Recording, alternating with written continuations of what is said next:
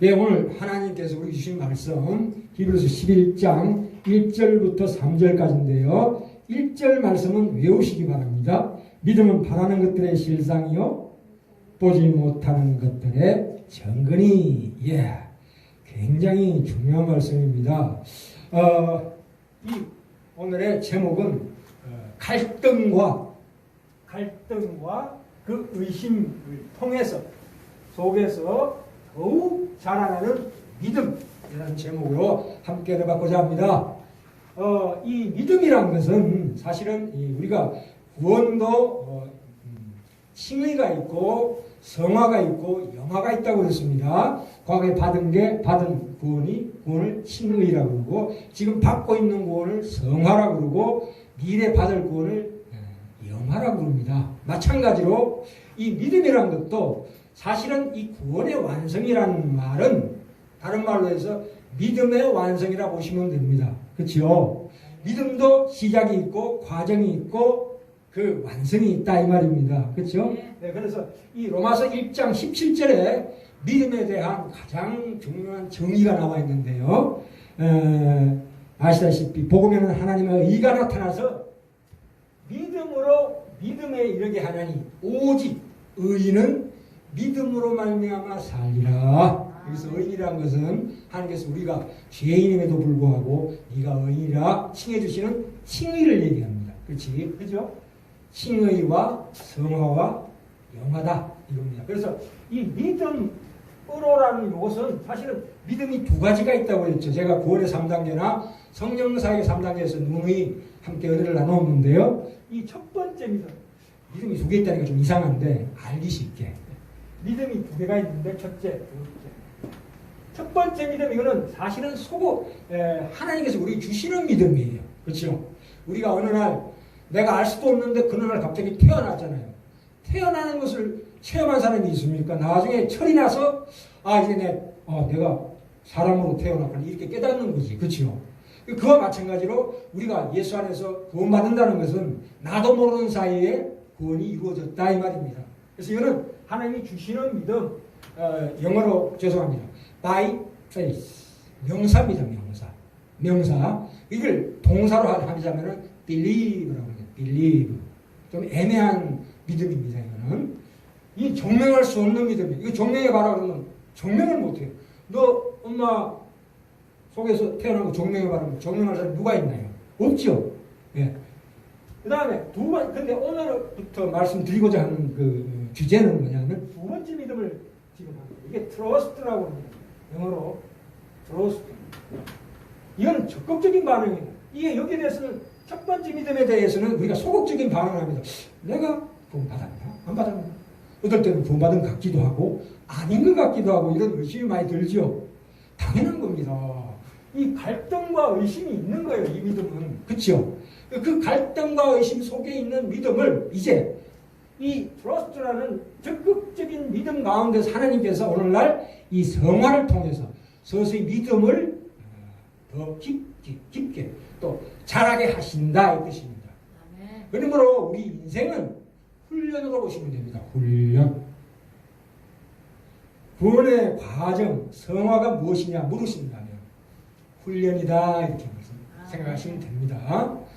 훈련은 반드시 나중에 훈련 완벽하게 패스하게 되어 있습니다. 훈련 못 받으면 어떻게 됩니까? 계속 낙제해지고 안 죽이시네요. 졸업할 때까지. 물론 완전한 완성은 저 천국에 가야 되지만 그래도 이 삶 가운데서 어느 정도는 하나님께서 너는 이 정도는 믿음을 채워라 하는 어떤 하나님 각자에게 주는 그릇이 있어요. 그렇죠? 그것을 채우기까지는 우리를 하늘로 안 데려가셔요. 그걸 이해하셔야 합니다. 각자가 믿음의 분량이 있어요. 그것을 하나님께서 채워가는 과정이 우리의 인생이다. 이렇게 생각하시면 됩니다. 자, 전번 시간에 그 요한계시록 4장 3절을 우리가 함께 은혜 나누었는데요.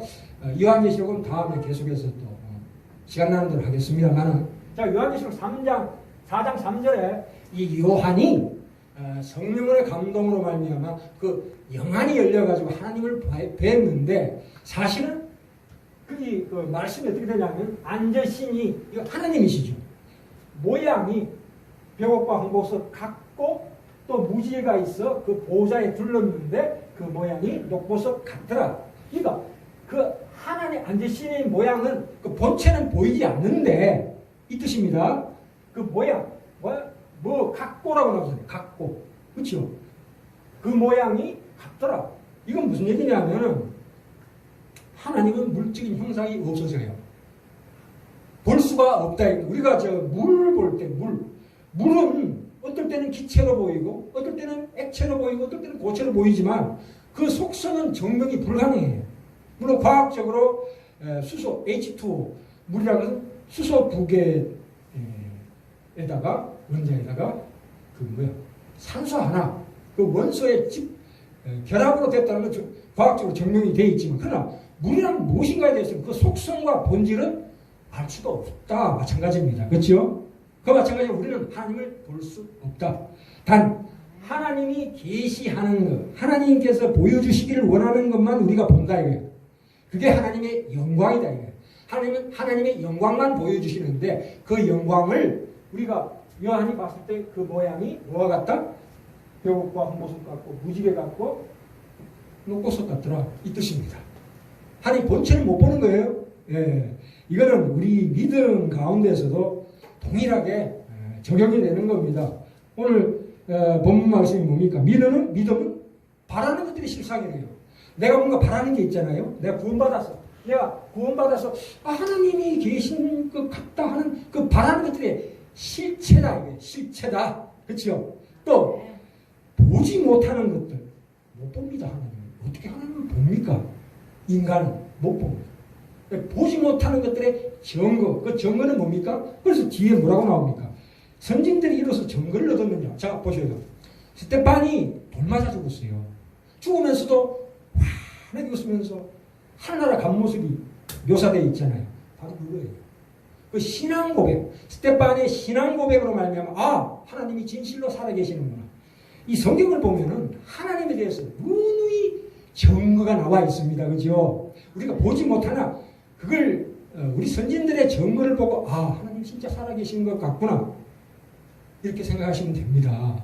그게 믿음이 기본적으로 올라오는 동기가 되는 거예요. 그죠? 다른 데서 증거 찾을 게 아니고 말씀에서 찾으시라 이겁니다. 그죠? 그랬을 때 우리 이 적극적인 그렇구나 하나님이 살아계시구나 하는 그 과정 중에서 믿음이 발동이 된다 이 말입니다. 우리 이 인간의 이성이라는 게 이게 타락이 돼 있어요. 보는 것만 믿으려고 그래요. 제가 하나 예를 들어드릴게요. 어린애가 제가 어릴 때 소풍 갈 때는 파상풍 주사를 맞았습니다. 파상풍 주사를 맞았다. 근데 그때는 그 많은 이유를 몰랐어요. 왜요? 어린아이니까. 유아니까. 또 어머니가 학교 가라고 그래요. 아니 엄마 나를 사랑한다면 같이 있어야 정상인데 왜 나를 학교 가라고 떠미느냐 이거야. 근데 애가 왜 학교를 가야 할까라는 것에 대해서 몰라요. 안 그렇습니까? 나 학교 안 갈래. 엄마가 같이 있을래. 엄마가 뭐라고 그럽니까? 니 나가 되죠. 이렇게 얘기하지요. 하나님이 똑같아요. 똑같으시요. 그죠? 그래서 파상풍 주사, 간호사가 이만한 주사 있단 말이에요. 들고 오면 놀려 도망가요. 그게 우리의 현실이다 이거죠. 하나님은 우리 부모와 같다. 예? 우리는 이해할 수가 없지만 분명히 하나님은 부모와 같은 사랑으로 네가 학교를 다녀야 나중에 정상적인 인격적인 인간이 되고 또 4년제 대학 졸업해야 정상적인 좋은 취직자리 마련할 거 아니냐. 지금 좀 어려움이 있더라도 참아라 이거예요. 그리고 회사 나가야 되는 사람이 나중에 철이 들어가지고 회사 나가는 사람이 어제 밤에 부부싸움 했다고 기분 나쁘다고 회사 안 나가는 사람 누가 있어요? 그렇죠? 가야 되죠. 왜? 내 처자식을 먹여 살려면 어려워도 가야 돼요. 가기 싫어도 가야 돼요. 우리 신앙이라는 그런 거예요. 내가 하기 싫고 내가 정말 게으름피고 싶고 내가 정말 내 감정적으로 와닿지 않더라도 기분이 나쁘더라도 가는 거예요. 그죠? 왜냐하면 우리가 다 이해할 수가 없습니다. 하나님께서 왜 나를 이렇게 이 갈등과 고난과 의심 속에서 나를 내버려 두느냐. 이 시편에 보면은 그 60%가 다 하나님 도대체 어디 계십니까 하는 탄식의 시예요. 시편이 그 60% 이상이에요. 왜 그러냐면 하나님께서 직접 우리한테 안 나타나 보이십니다. 그 이유가 뭐예요? 우리를 훈련시키기 위해서 우리 앞에 뚜렷하게 정명해 주시지 않습니다. 네. 나에게 있다 한 번만 해주면 좋을 텐데 안 해주셔요. 안 해주십니다. 왜 안 해주십니까? 그 갈등과 의심 속에서 더욱 믿음이 크가기 때문입니다. 그 영광로 속에 단련이 되어야 비로소 믿음의 힘이 이렇게 큰 거구나 하는 걸 깨닫게 돼요. 아멘. 저도요 과거에 내가 하나님이 신자인데 10년을 믿었는데 아직도 끊지 못하는 뭐가 있다 이거예요. 나 신자 아닌가. 잠깐 내가 착각한 거 아닌가? 도리어 이렇게 생각해. 어떨 때는 막 속에서 막 분노와 뭐가 확 올라올 때는 야 하나님 자녀 아니야. 사탄의 자식이야. 이렇게 나 자신을 들여다봤어요. 그 왜 그래요? 믿음이라는 것은 그런 과정을 거쳐야 된다 이 말입니다. 네. 그래야 믿음이야말로 참으로 귀하다. 정말 하나님 살아계시구나 하는 것을 내 입으로 확실하게 당당하게 고백할 수 있는 경지까지 오른다 이 말입니다. 아멘. 뭐 온실 속에서 그냥 교회에서만 하고 할렐루야 그러면서 뭐 잠깐 뭐 성령으로 환상받아서 하나님 봤다 빛이 난다 뭐 그래가지고 그게 오래 갑니까? 천만에요. 금방 사라져버립니다. 그리고 또 더 큰 의심과 갈등 속으로 빠지게 되는 거예요. 계속 그게 반복이 되는 거예요. 우리가 그 진통제도 아니 마약을 예로 듭시다. 마약을 먹으면 처음에는 한 하루 갑니다. 근데 그 다음에 먹으면 12시간 가요. 그 다음에 또 먹으면 어떻게 돼? 3시간밖에 안 가요. 나중에는 계속 먹어야 돼요. 안 그렇습니까? 우리가 믿음이라는 것은 자꾸 나 자신을 체면시키는 게 아닙니다. 절대 아닙니다. 물론 어느 정도는 내가 힘드니까 우선 성령으로 감동을 주십니다. 성령께서. 그때 위로를 해주신다. 그러나 성령께서 위로를 해주시지만 나를 직접 끌어다가 죄 안 짓는 방향으로 끌고 가진 않습니다. 절대로. 죄가 앞에 있는데 내가 하나님의 성령의 감동을 받아서 그 죄를 피하게 하시지 스스로가 피하게 하시지 성령께서 직접 그 죄를 없애주거나 피하게 하시지 않습니다. 근데 그건 내가 해야 돼요. 숙제를 부모가 대신해 주는 법이 어디가 있어요? 선생님이 대신해 줍니까? 단지 부모는 숙제를 잘하게끔 좋은 방을 마련해 주고 커튼도 쳐주고 아주 분위기 좋게 만들어줄 뿐이지 숙제는 내가 해야 돼요. 그죠? 그래서 이 두 번째 믿음이라는 것은 내가 가는 거예요. 자전거가 아무리 좋다고 삐까뻔쩍한 수백만 원짜리 자전거 있다 할지라도 그걸 내가 계속 쳐다본다 할지라도 그게 말이 됩니까? 자전거는 타야 그 맛이 나오는 거 아니에요. 그렇죠? 수백만 원짜리 자전거가 있으면 뭐합니까? 타고 한강을 다 달려봐요. 우와 이게 자전거가 이게 내가 보는 거하고 다르네. 이렇게 되는 거야. 바람이 샥 불면서 오토바이 있잖아. 할리 데이비슨 드드드드드 우리가 보기에는 그게 소음이지만 타는 사람은 기가 막혀요. 쿵딱쿵딱 비트가 들어가거든요. 심장의 울림이 이 엔진 소리가 딱 나면 그렇게 콩콩 간다 이 말입니다. 그렇죠? 하나님은 그런 인생의 기쁨을 누리게 하십니다. 왜냐하면 우리가 인생에서 이렇게 느끼는 그런 체험하는 어떤 기쁨이나 말하자면 쾌락까지도 그보다 더 높은 경지의 기쁨이 저 천국에 너를 위해서 준비되어 있다 이 뜻입니다. 우리가 겪는 뭐 세상의 일상의 어떤 것도 그보다 훨씬 그건 그림자예요. 그림자라고. 흑백 만화 같은 거예요. 총천에서 칼날로 이제 우리 앞에 다가올 날이 이제 얼마 안 남았습니다. 그렇죠? 그래서 내가 세상 가운데 여러 가지 삶의 고통도 좋지만 또 기쁨도 그걸 통해서 하나님 우리에게 준비하시는 것이 이렇게 타락되는데도 불구하고 이렇게 좋다 말이냐. 그래서 하나님께서 나를 위해서 마련하신 그 천국은 얼마나 아름다울 것인가 감히 상상을 할 수 없는 그렇죠. 그래서 우리가 잠깐 착각하면 하나님이 독재자 아니냐 설명을 안 해주시면 무조건 복종해라 순종해라 이렇게 나옵니다. 그런데 우리가 다 알고 복종할 수는 없어요. 아까 예를 들었죠. 부모와 자식 관계는 엄마가 나를 사랑한다는 증거를 대박하면 증거 못 됩니다. 그렇죠? 안 그렇습니까? 정말 엄마가 나를 사랑할까 하는 증명을 어떻게 되면 심장을 꺼내주면 알 수가 있을까요? 아니잖아요. 사랑은 증명할 수가 없는 거지요. 그래서 이 믿음이라는 것은 서로 주고받는 거예요. 주고받는 거라고. 일반적인 믿음이라는 게 없어요. 이 믿음이라는 것은 주고받는 거다. 아멘. 서로가 주고받는. 그래서 주고받는 관계에서 뭡니까? 부모와 자식 간에 설왕설래가 있잖아요. 설왕설래. 밀당이 있다 이거예요. 밀고 당기는 게 있다 이거예요.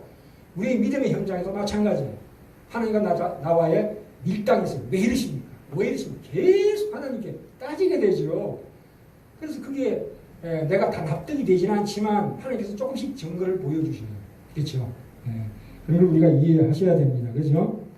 만약에 우리 마음에 하나님 두기를 거부하면 어떻게 될까요? 하나님 내비두십니다. 참, 이게 무서운 얘기입니다. 하나님께서 나를 부모와 같이 간섭하지 않는다는 것은 그것은 처절한 말하자면 심판이에요. 그걸 불신자는 몰라요. 불신자는 잘 되죠. 성공하고 큰 자리에 가죠. 그걸 보고 우리가 시기하지 말아야 합니다. 여기 로마서 1장 그 보면은 28절에 보면 또한 저희가 마음에 하나님 두기를 싫어하며 내 마음에 하나님의 그 권위, 하나님의 주권, 하나님의 통치권을 인정하지 않고 하나님을 외면하면 어떻게 되는가? 하나님께서 저희를 그 상실한 마음대로 내어버려 두사. 이 내어버려 두는 게 심판입니다. 죄값입니다. 우리가 좀 이따 따져볼 건데요. 이 하나님이 주시는 징계가 있어요. 또 하나님이 내리는 심판이라고 그럴까? 아니, 죄값이죠, 죄값. 우리가 인생 살아가면서 이걸 잘 구분해야 됩니다. 내가 만약에 결혼도 하기 전에 애를 뱉다 칩시다. 그렇죠? 잘못합니까? 인생 잘못 산 거죠. 잠깐 그 순간에 실패한 거죠. 그러면 애를 하나님 놓게 하십니다. 그러고 난 다음에 나의 잘못한 대가를 받게 합니다. 평생을 그 고통 속에서 살게 하십니다. 그것은 죄값이 아닙니다. 징계예요. 네가 잘못한 대가를 받아나가야 돼요. 그러나 하나님은 이 미혼모가 낙태시키지 않고 노음으로 말미암아 그 고통을 평생 느끼게 하지만 그걸 통해서 그 죄를 다시는 짓지 않게 만듭니다. 이 가시철망 같은 거예요. 그래서 그걸 통해서 하나님은 더 큰 복을 주십니다. 아멘. 인간의 믿지 않는 자들은 자기 행함대로 그대로 받고 인과응보고 사필귀정이고 또 영원한 천국에 죽고 나서는 복리로 계산해가지고 한꺼번에 그냥 확 갚으시지만 우리는 죄값을 절대 받지 않습니다. 아무리 죄져봐요. 하나님이 그 심판하십니다. 안 하십니다. 단 징계를 하십니다. 우리가 하나님이 두려워서 죄를 안 짓든 어떻게든 안 지어야 되는 거예요. 사실. 결정적인 죄는 짓지 말아야 된다 이거예요. 말하자면 내가 불신자하고 결혼 안 해야죠. 만약에 해보세요. 한번 시험해 볼까요? 어떻게 되나? 그것은 평생의 고통입니다. 평생의 고통. 정말 무서울 정도로 치를 정도로 무서운 고통을 당하는 겁니다. 그러나 그것을 통해서 하나님 더 크게 우리를 역사하시고 전화해보게 되게 만드시 주지만 그 과정은 그만큼 힘든다는 거예요. 그렇죠? 그래서 우리는 아무리 죄를 지어도 죄값을 감당하지 않습니다. 그냥 징계만 옵니다. 예를 들어 볼까요? 애가 남의 집 유리창을 깼는데 부모가 어떻게 합니까? 그 집에 가서 얼마예요? 5만 원. 예, 5만 원 드리고 와서 어떻게 합니까? 애를 이놈아 따따따따따 두드리죠. 근데 이웃집 애가 우리 집 창을 깨면 어떻게 됩니까? 아이고 그래 엄마 몇 토냐? 가서 5만 되는데 그럼 엄마 받아서 와요. 아이고 그래 아이고 잘 가라 이렇게 합니다. 아무것도 안 내버려 둡니다. 그냥 왜? 남의 애니까. 내가 뭐 때릴 이유가 뭐 때리면 큰일 나죠. 그렇죠. 그와 같은 거예요. 내가 내 자식이 유리창 깼다고 내 아들을 벌 주지 않습니다. 단 해초리는 때립니다. 이걸 이해하셔야 돼요. 참 어렵습니다. 이게 왜 그러냐면은 하나님과 우리 관계가 물질 관계가 아니기 때문에요. 물질은 이렇게 보면은 정면이 가능해요. 책은 책이고 물은 물이고. 옛날에 성주 스님이 그랬죠. 스님 여름에 산에 가면 어떻습니까? 뭔가 좀 아주 심오한 그 지혜를 받으려고 기자가 물어봤는데 뭐 여름에 덥지 뭐. 단순하잖아요. 그죠? 물론 뭐 그 불교에도 그런 일상적인 지식은 있습니다. 지혜는 있어요. 그래서 우리가 눈으로 보는 것은 증명이 가능하지만 눈에 보이지 않는 것은 증명 불가능해요. 그게 믿음이에요. 아멘. 믿음은 증명할 수가 없습니다. 아멘. 아까도 계속 말씀드렸지만 부모와 자녀 관계에 사랑을 어떻게 증명해 줍니까? 에?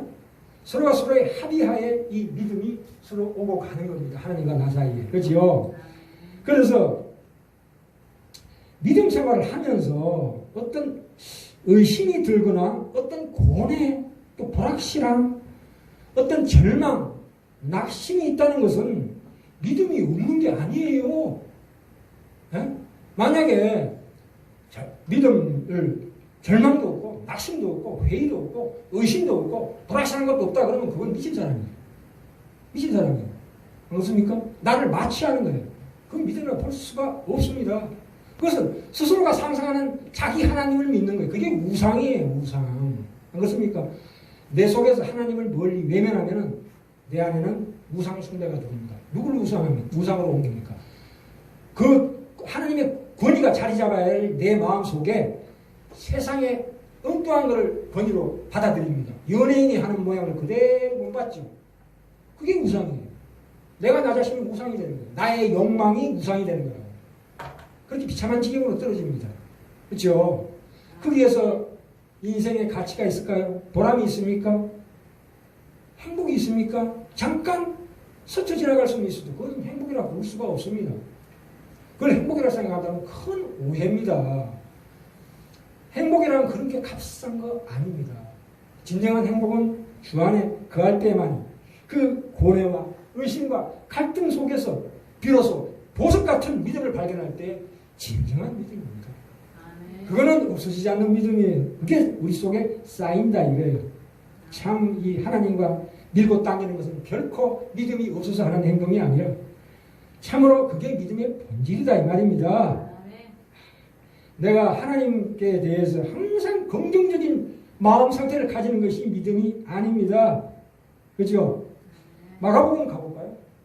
여기 책감 빗겨놨습니다. 마가복음 9장 24절. 여기 보시면 참 기가 막힌 말씀이 나옵니다. 이 귀신 들린 아들을 예수님께 데려와서 고쳐달라고 온 사람이 한 말인데요. 마가복음 9장 24절 주셨습니까? 제가 읽어볼까요? 곧 그 아이 아비가 소리를 질러 가는데 내가 믿나이다. 믿나이다 그래서 분명히. 그러나 나의 믿음 없는 것을 도와주소서. 야, 우리가 이들을 드려야 합니다. 그렇죠? 하나님 앞에 주여 주님을 믿나이다. 그러나 너무 갈등이 되고 의심되고 너무 절망됩니다. 낙심됩니다. 저희 믿음 없는 것을 도와주시옵소서. 이들을 드려야 돼요. 그죠? 예, 이게 참으로 얼마나 귀한 기도입니까? 그랬을 때에 우리 속에 성령께서 그 결단할 수 있는 참으로 은혜를 주신다 이겁니다. 그래서 우리로 하여금 계속 지속적으로 이 삶 가운데서 승리할 수 있는 결단의 능력을 주신다 이거예요. 그죠? 참 이 눈에 보이는 것, 뚜렷한 거 믿는 것은 그건 믿음이라 그러지 않습니다. 그건 지식이에요. 눈에 뚜렷하게 보여주는 걸 믿는 게 그게 무슨 믿음이에요? 그것은 지식이에요. 그건 확률이고. 이 요한복음 8장 32절에 진리를 알지니 진리가 너희를 자유케 하리라. 이 진리를 안다는 것은 아는 것이라. 이 영생은 곧 유일하신 참 하나님과 그가 보내신 자 예수 그리스도를 아는 것이라는 것은 아까 여태까지 설명드렸죠. 부모와 나 자신 나와 관계입니다. 내가 부모를 안다 이거예요. 부모의 사랑을 내가 안다 이거예요. 그런데 그만큼 긴밀한 관계예요. 그거는 체험해서 아는 지식이에요. 체험해서 아는 지식. 부모의 사랑을 체험하고 아는 것을 안다고 그럽니다. 지식이 아니고. 그죠? 부모와 자식 간에 무슨 지식적으로 체험합니까? 그 사랑을 그냥 느낄 뿐이죠. 바로 그것이 하나님과 우리 사이다. 그죠? 그것을 체험하려면 어떻게 해야 된다고요? 야고보서 한번 펴볼까요? 뒤에 지금 죄송합니다. 이게 히브리서 다시 글로 갑시다.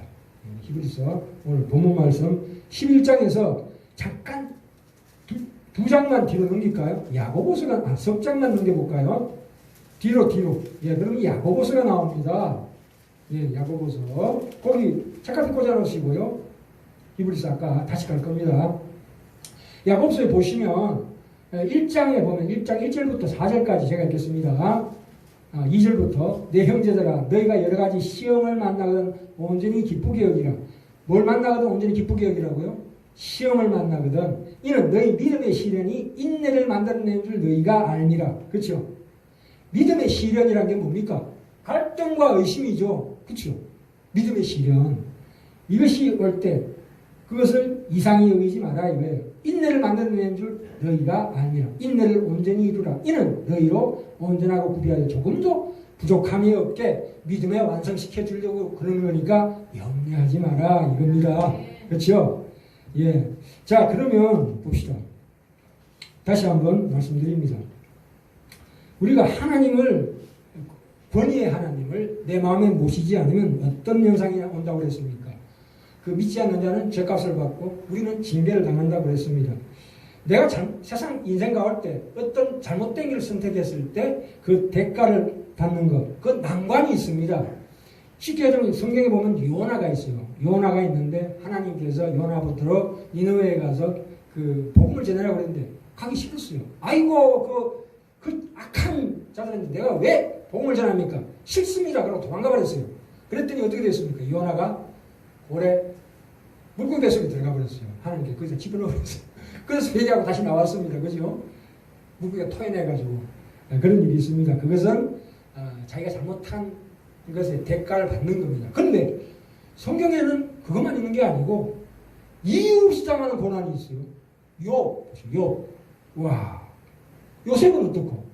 요셉은 이집트에 종으로 팔려갔습니다. 근데 그것이 뭘까요? 자기가 잘못한 일의 대가입니까? 아닙니다. 하나님은 그를 훈련시키고 더 훌륭한 사람을 만들어주기 위한 난관이고 고난이다 이거예요. 그를 통해서 그를 성숙하게 하나님의 온전한 자녀로 만들기 위해서 주시는 훈련이다 이거예요. 우리가 세상에 당하는 고난이 그냥 고난이 아닙니다. 거의 대부분은 하나님께서 우리를 키우시기 위한 고난을 주신다 이거예요. 그 누구도 하나님한테 적게 받은 자 없습니다. 그죠? 아니 참 우리 교인들은 이런 생각합니다. 내가 어떤 난관을 당하고 고난을 당하면 아이고 내가 하나님께 뭐 잘못한 거 했나 보다 해가 회개합니다. 아니에요. 뭐 회개란 뭐라고 그랬습니까? 회개는 내가 잘못했다는 것을 회개하는 게 아니고 하나님 내가 잘못했는데도 불구하고 하나님은 내게 복을 주십니다. 그래서 이제는 내가 잘못한 길을 다시는 가지 않겠습니다. 그게 회개예요. 다시 한번 할까요? 회개란 내가 그냥 잘못했습니다가 아니고 하나님은 내가 잘못했는데도 불구하고 이렇게 복을 주시는데 그러므로 나는 앞으로 어떻게 해요? 내가 잘못한 행동을 다시는 하지 않겠습니다. 그게 회개예요. 그러고도 또 똑같은 잘못을 또 저질러요. 저도 마찬가지예요. 그렇게 회개해놓고도 또 잘못 저질러요. 그런다 할지라도 하나님은 내게 더욱더 큰 복을 주신다 이거예요. 그걸 해서 하나님을 의심하지 말아요. 나의 행동을 보고 믿음이 없는 존재다 이렇게 생각하지 마시라 이거예요. 그 모든 것들이 다 훈련의 과정입니다. 과정입니다. 그죠? 우리가 이런 하나님께서 주시는 이 고난은 참으로 좋은 겁니다. 그렇잖아요. 유치원 졸업하면 초등학교 가야 되고 초등학교 졸업하면 중학교 가야 되고 중학교 가면 고등학교 가야 되고 대학교 가야 되잖아요. 그 순간순간마다 시험이 있는데 그 시험을 너무 이기게 하시게 키워놓고 그 다음에 고난을 주신다 이 말입니다. 그래서 고린도전서 10장 13절에 사람이 감당할 시험밖에는 너희에게 당한 것이 없다. 내가 당하는 고난이 내가 못 당할 것 같지만 직접 부딪혀 보면은 너무 감당할 힘을 내게 주시고 난 다음에 그 시험을 주신다 이 말입니다. 그렇죠? 하나님은 미쁘사 너희가 감당치 못할 시험 당함을 허락지 아니하시고 시험 당할 점에 또한 피할 길을 내서 너희로 능히 이기게 하시느니라. 그 다음 절이 중요합니다. 그런즉 내 사랑하는 아들아 우상 숭배를 하는 일을 피하라. 그죠? 그것은 하나님의 참으로 사랑의 말씀입니다. 그래서 우리가 그런 걸 들 때, 야, 진실로 내가 정말 하나님 앞에서 내 스스로가 하나님 앞으로 착착 당당하게 걸어갈 수 있는 믿음이 내게 자라고 있습니다. 자랍니다. 이걸 이해하시기 바랍니다. 우리가 우리는 자유인입니다. 왜냐하면 마지막으로요. 구약에 보시면 이스라엘 민족이 출애굽했잖아요. 이 출애굽이란 건 뭐냐면 애굽에서 그들은 종으로 살았어요. 종으로. 자기 땅이 없었다니까. 죄의 종으로 살았다 이거예요. 우리가 믿지 않을 그때는 옛날에는. 그러나 그것을 끄집어내가지고 어디로 홍해를 건너서 광야에 보내잖아요. 그건 뭡니까? 죄에서 해방시켜주는 거예요. 근데 죄에서 해방시켜주는 걸로 끝이 아니라 가나안에 가라고 그러잖아요. 노예 상태에서 해방시켜준 걸로 끝나는 게 아니고 왜 꺼내줬느냐 이거예요. 왜 꺼내줬느냐. 이제는 의의 종으로 살아라 이거예요. 가나안에 예? 갈 목적지가 있다 이거예요. 그냥 구원 받았다고 끝나는 게 아니고 이제 네가 가서 네가 경작할 네 땅을 주겠다. 기업을 주겠다. 가나안 땅을 네게 유산으로 물려 주겠으니 그것을 경작해서 거기에서 마음껏 누려라 이거예요. 내 땅을 주겠다는데 그게 우리의 유산, 하나님의 유산이에요. 그 큰 복을 받아야 할 사람들입니다. 그런 사람을 대강 훈련시키겠습니까? 아닙니다. 제가 하나님이라도 그렇게는 하기 싫습니다. 왜요?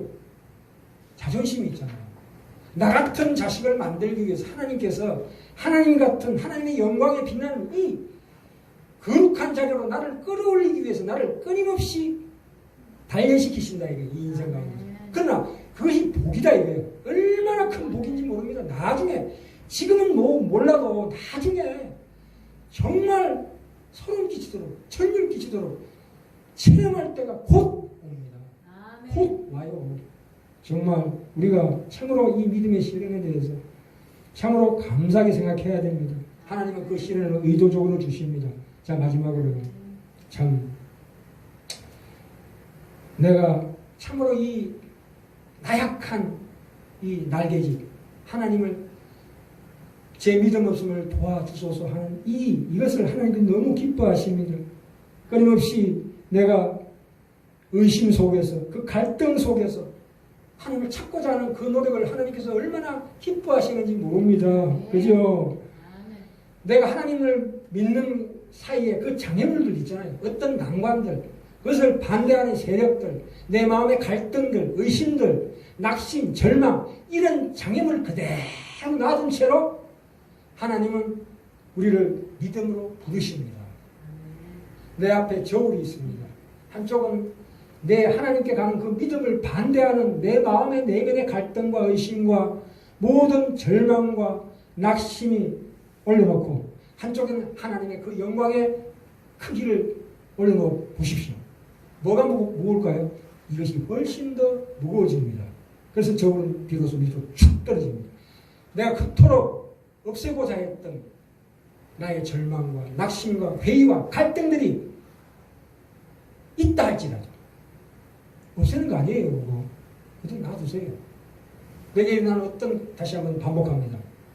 내 속에 나는 어떤가 갈등과 의심이 있다 할지라도 그걸 그대로 놔두고 하나님 쪽을 바라보세요. 그러면 이것이 아무 의미가 없어질 때가 옵니다. 그때야말로 진실로 그 불시험 속에서 진정한 믿음을 우리가 발견하고 참으로 하나님을 찬송하는 날이 반드시 올 겁니다. 그래서 우리가 항상 우리 믿음을 도와달라고 기도할 수 있습니다. 그래서 참으로 이 신앙의 목표는 보이는 것이 전부가 아니다. 보이지 않는 것이 진짜다. 이 뜻입니다.